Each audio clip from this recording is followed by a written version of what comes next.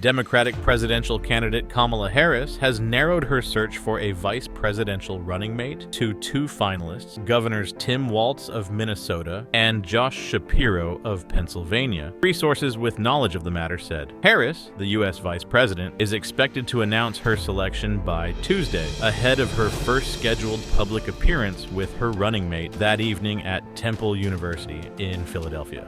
In a message to supporters late on Monday, Harris said she had yet to make her decision. "I know many of you are eager to find out who I will be selecting to join me on the campaign trail and hopefully in the White House as my vice president," she wrote. "Though I have not made my decision yet, it is important to me that grassroots supporters like you have direct updates about the state of the race," she said, offering voters a chance to sign up on a link to get news of the announcement first. The choice of a running mate is one of the most consequential decisions of Harris's political career, as she hastily pulls together a campaign to challenge Republican presidential nominee Donald Trump and U.S. Senator J.D. Vance, his vice presidential pick, in the Navarre 5 election. Vance will also make a campaign stop in South Philadelphia on Tuesday. Shapiro, 51, is a rising star of the party with strong approval ratings in Pennsylvania, whose 19 electoral votes makes it a must-win state for both Harris and Trump. A former state attorney general, Shapiro would add to the ticket's historical significance. He would be the country's first Jewish vice president, while Harris is seeking to become the first Black and South Asian American woman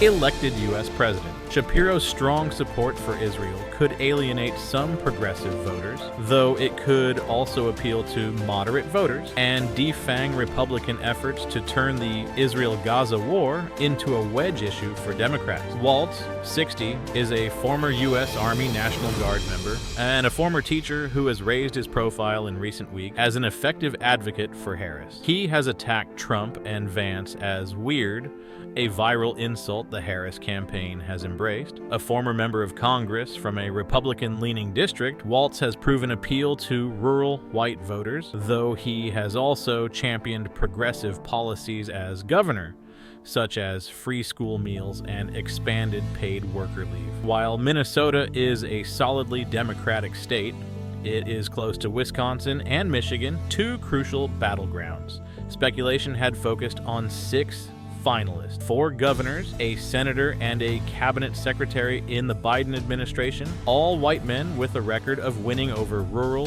white, or independent voters. In addition to Shapiro and Walz, contenders included U.S. Senator Mark Kelly of Arizona, Transportation Secretary Pete Buttigieg, Kentucky Governor Andy Beshear, and Illinois Governor J.B. Pritzker. The candidates will be informed on Monday night or Tuesday morning whether they were picked, sources told Reuters. The Harris campaign plans a social media announcement featuring the duo.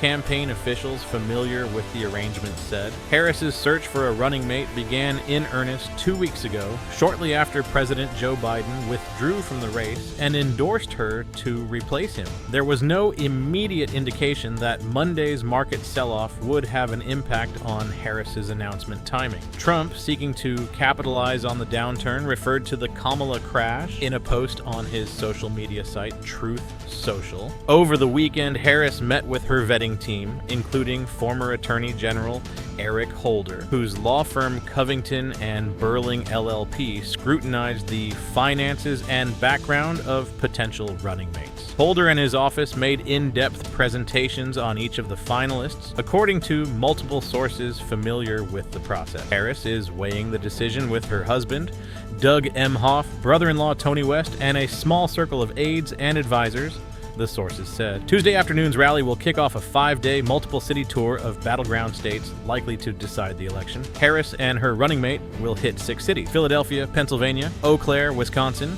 Detroit, Michigan; Durham, North Carolina; Phoenix, Arizona; and Las Vegas, Nevada. They will hold rallies in each location along the tour, which will include college campuses, historically Black universities, union halls, and restaurants, a campaign official said. Over the weekend, the Harris campaign launched a program to persuade Republican voters to support the Democrat and showcased endorsements from Republicans, including former Trump White House officials Stephanie Grisham, and Olivia Troy. The program, called Republicans for Harris, will hold kickoff events in the battleground states of Arizona, North Carolina, and Pennsylvania on Monday. On Monday, Harris notched another union endorsement with the Hospitality Workers Union, praising her as having a long-standing record of delivering for union workers.